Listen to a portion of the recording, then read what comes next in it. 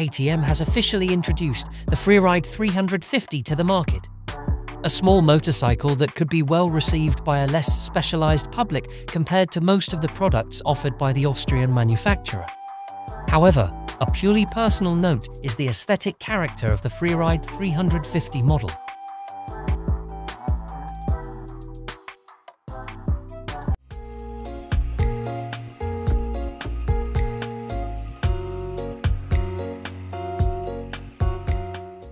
Its purely playful and toy-like appearance, however pleasing, does not provide the right level of appeal to the transversal public that this vehicle should theoretically be dedicated to.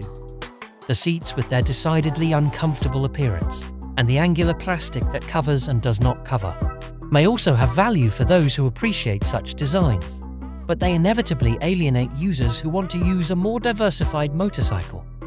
To remedy this feature, which not everyone likes, the alternative would be to propose a more classic version.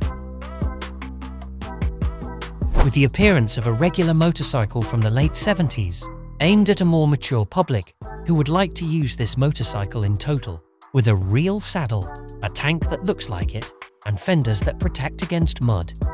In short, the oft-expressed idea of modern technology and the beautiful motorcycle look from decades ago. This Freeride with few technical modifications, with its simplicity and clean layout, seems tailor-made for a beautiful classic GS 350. Let's hope this opportunity is taken.